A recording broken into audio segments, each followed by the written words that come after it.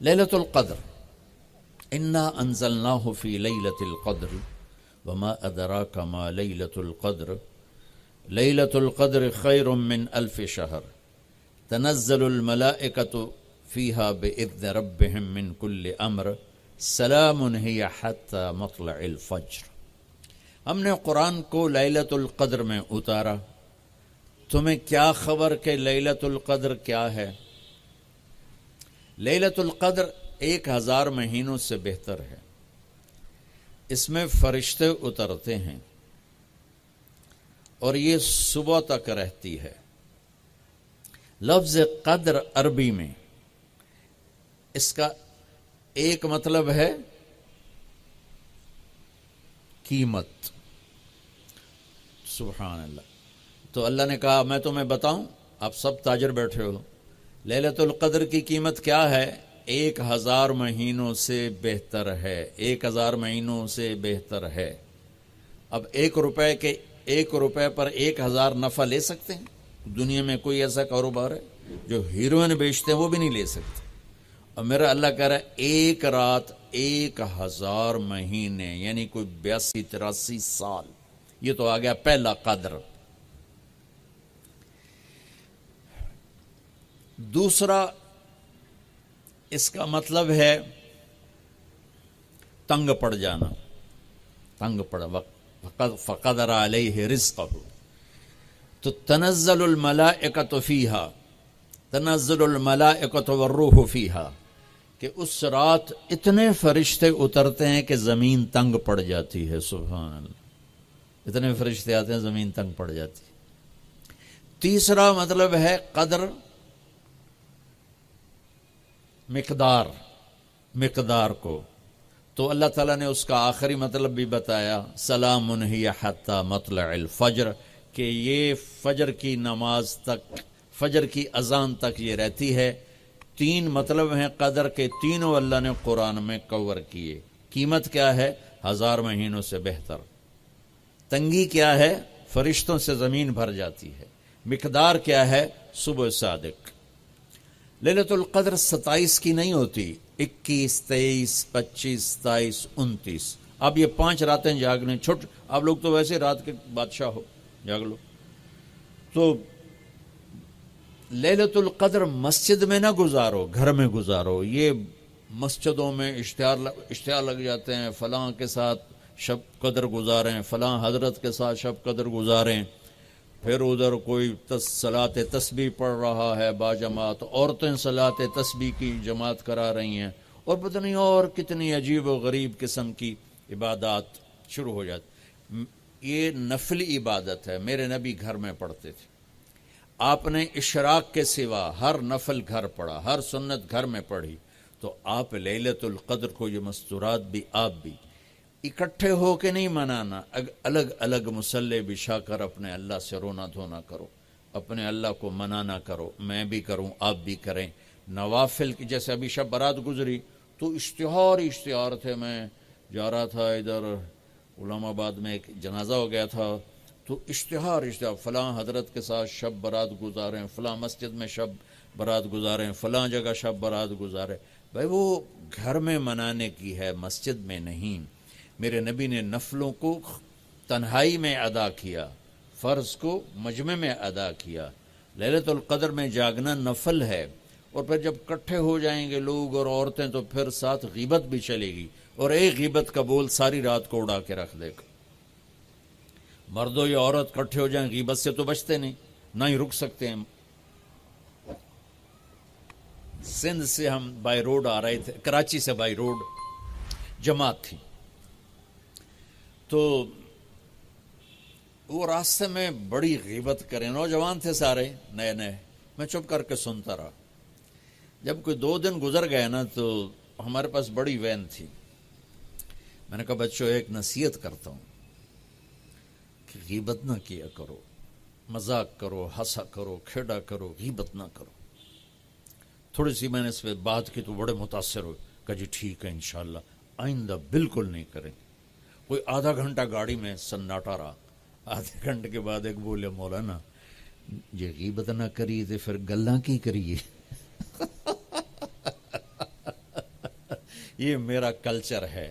لہذا عورتیں عبادت کے لیے بھی اکٹھی ہوں گی تو غیبت شروع ہوگی, مرد مسجد میں اکٹھے ہوں گے وقت ضائع ہوگا, غیبت شروع ہوگی. میرے بھائی بہنوں, ہر نفل کو گھر میں گزار, اپنے گھر کو بابرکت بناؤ, اپنے گھروں میں نفل پڑھو, تلاوت کرو, ذکر کرو. صرف اشراق کے نفل میرے نبی مسجد میں پڑھتے تھے 2 رکعت, باقی ہر نفل آپ نے مسجد میں ادا کی. تو یہ چند چیزیں رمضان کے متعلق میں نے عرض کی ہیں. اب ایک بڑی اہم بات میں آپ کے سامنے عرض کرنا چاہتا ہوں.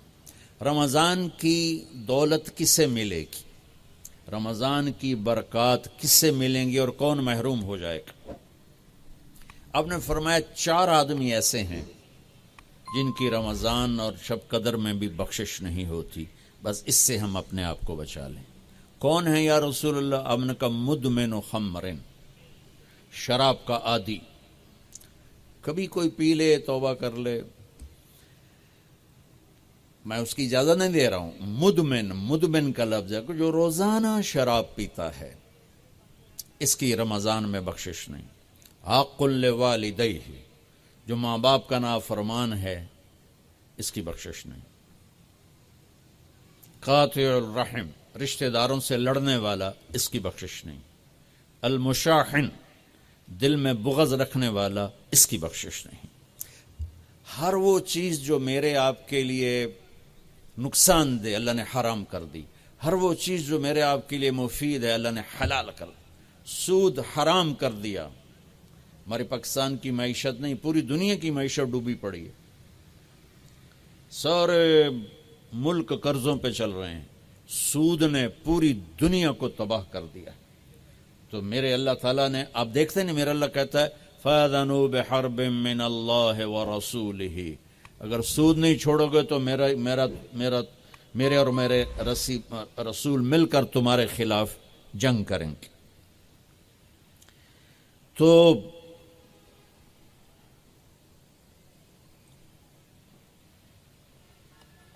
ہر وہ چیز جو مضر ہے اللہ اس سے بند, چونکہ سود چند ہاتھوں میں دولت اکٹھی کر دیتا ہے اور غریبوں کے چولہے ٹھنڈے ہو جاتے ہیں. یہ اللہ کو ناپسند.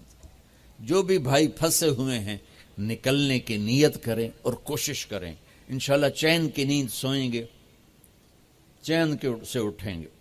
ایک عبد الرحمن بن عوف کے 4 اصول بتا دیتے ہوں, سب تاجر بیٹھے ہو, اور صحابہ میں سب سے مالدار ہستی تھے. انہوں نے ایک دن فرمایا میں نے زندگی بھر نہ ادھار خریدا نہ ادھار بیچا. اگرچہ یہ آپ کو آج کے ماحول میں بڑی عجیب بات لگے گی, چونکہ ہمارے سارے بازار ادھار پہ چلے گئے ہیں. انہوں نے نہ کبھی ادھار خریدا نہ ادھار بیچا, تو کتنا سکون ہو گیا, آرام سے سو رہے ہیں. اب ہماری تجارت میں ادھار خرید رہے ہیں ادھار بیچ رہے ہیں, کبھی وہ تنگ کرتا ہے کبھی یہ تنگ کرتا ہے. تو ایک اس موبائل نے تباہی پھیر دی, باقی کسر اس نے پوری کر دی. ٹوائلٹ بھی فون سن دے بیٹھے ہوں. کبھی سٹاک نہیں کیا مال کو, کبھی سٹاک نہیں کیا, جو ہی نفع ملا فوراً بیچ دیا. واہ واہ. تو ادھار خریدا نہیں, ادھار بیچا نہیں 2, کبھی سٹاک نہیں کیا 3, اور کبھی سودے کا عیب چھپایا نہیں. اس میں کوئی عیب ہے بتا دیا. آپ اس پہ آ جائیں, آپ کو شروع میں مشکل ہوگی. اس کے ساتھ سچائی اور دیانتداری کو جوڑ دیں, اللہ کی قسم آپ کا سوتر منڈی جانا بھی عبادت بن جائے گا, آپ کا مل میں جانا بھی عبادت بن جائے گا, اگر آپ اپنے تجارت کے ساتھ سچائی اور دیانتداری کو لے آتے. تو اللہ نے شراب حرام قرار دی کہ یہ تباہ کر دیتی ہے, ساری برائیوں کی جڑ ہے. تھوڑا سا اوپر دیکھیں قرآن کیا کہتا ہے. اللہ تعالیٰ کہتا ہے یہاں نہ پی, تو مجھ سے قرآن سن. کیا؟ ان الابرار یشربون من کاس کان مزاجها کافورا عینا یشرب بها عباد اللہ یفجرونها تفجیرا یوفون بالنذر ویخافون ویطعمون الطعام على حبه مسکینا ویتیما واسیرا انما نطعمکم لوجه اللہ لا نرید منکم جزاء ولا شکورا انا نخاف من ربنا یوما عبوسا قمطریرا فوقاهم اللہ شر ذلك اليوم ولقاهم نظرة وسرورا وجزاهم بما صبروا جنة وحريرا متكئين فيها على الأرائك لا يرون فيها شمسا ولا زمهريرا ودانية عليهم ظلالها وذللت قطوفها تذليلا ويطاف عليهم بآنية من فضة وأكواب كانت قوارير من فضة قدروها تقديرا ويسقون فيها كأسا كان مزاجها زنجبيلا عينا فيها تسمى سلسبيلا ويطوف عليهم ولدان مخلدون إذا رأيتهم حسبتهم لؤلؤا منثورا وإذا رأيت ثم رأيت نعيما وملكا كبيرا عاليهم ثياب سندس خضر واستبرق وحلوا أساور من فضة وسقاهم ربهم شرابا طهورا إن هذا كان لكم جزاء وكان سعيكم مشكورا. یہ سورہ دہر کی 16 آیات ہیں. ان میں اللہ نے صرف ایک نعمت کو ہائی لائٹ کیا ہے، وہ ہے شراب، اور 3 درجے بتائے ہیں کہ جو نیک لوگ ہیں وہ شراب پئیں گے خود اٹھا کے، سراہی اٹھائیں گے، جام میں ڈالیں گے، پئیں گے. بوفے سسٹم، بھائی آپ پہ پاؤ تو آپ پہ کھاؤ. ہیں ان کے بھی نوکر، لیکن اللہ کیٹیگورائز کر رہا ہے کہ جو نچلا درجہ ہے وہ خود اٹھا کے پی رہے ہوں گے، کافوری ہوگی. وَيُسْقَوْنَ فِيهَا كَأْسًا كَانَ مِزَاجُهَا زَنْجَبِيلًا. اس سے جو اوپر والا درجہ ہے انہیں زنجبیل کی شراب پلائی جا رہی ہوگی. پلانے والے قول ہیں ولدان مخلدون، خوبصورت خدام نوکر. پلانے والے کون ہیں؟ اب یہ تو اتنی مستورات بیٹھی ہیں، جنت کے حوریں، وہاں سوکن پڑا کوئی نہیں ہوگا، خوش رہو. اور میرے نبی نے فرمایا تمہیں پتہ وہ کن ہاتھوں سے تمہیں جام پکڑائیں گی کہ اگر اس کے ہاتھ کی انگلی کا یہ فنگر ٹپ سورج کو دکھا دیں تو سورج نظر نہیں آئے گا. ان ہاتھوں کے ساتھ وہ تمہیں جام پیش کریں گے.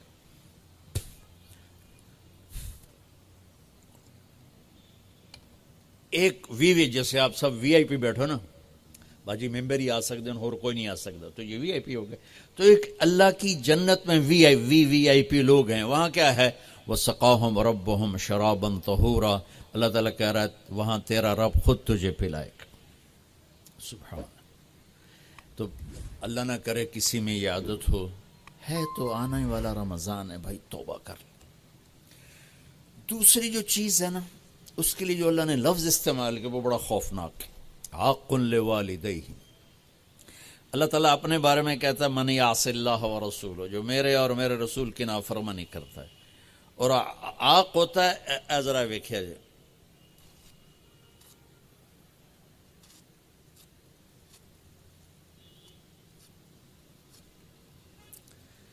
اس کو میں نے اتنا چیر دیا ہے کہ یہ جڑ نہیں سکتا. دیکھ لیا آپ نے؟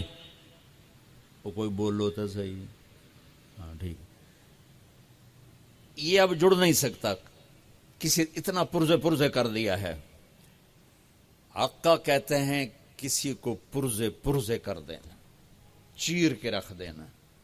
تو یہاں بڑا خوفناک لفظ اللہ نے نبی نے استعمال کیا کہ جو اپنے ماں باپ کے دلوں کے ٹکڑے کر دے، جگر کو جلا کے رکھ دے، اس کمبخت کی پورے رمضان میں بخشش نہیں ہوگی. کبھی آواز اونچی ہو جانا فطرت ہے، کبھی سخت بول جانا فطرت ہے. انسان ہیں، بشر ہیں، بچے بھی اکھڑ جاتے ہیں. لیکن ایک وہ ہے بندہ جس نے اپنے ماں باپ کے دل کو جلا کے رکھ دیا. ہمارے قریبی پڑوسی ذمہ دار تھے، میرے والد صاحب کے تعلق والے، فوت ہو گئے. مجھے ملنے آئے، کہنے لگے بیٹا ہمارے بیٹے نے ہمیں اتنا تنگ کر دیا ہے، وہ آگ میں جل رہا ہو تو ہم میاں بیوی اس کے لیے دعا نہیں کریں گے کہ یا اللہ انہوں بچا لے. باپ، والد اور والدہ مل کر یہ بات کر رہے ہیں کہ اگر جل رہا ہو ہمارے سامنے آگ میں تو ہم اس کے لیے دعا نہیں کریں گے کہ یا اللہ اس کو بچا لے. دلوں کو ٹکڑے کر دینے والا، ماں باپ کے دل کو، جگر کو چیر دینے والا، وہ ساری رات میرے نبی نے فرمایا جس نے ماں باپ کو دکھ دیا اس پہ اللہ کی لعنت، اس پہ فرشتوں کی لعنت، اس پہ زمین آسمان کی لعنت، نہ ان کی نماز قبول ہے، نہ روزہ قبول ہے، نہ صدقہ قبول ہے۔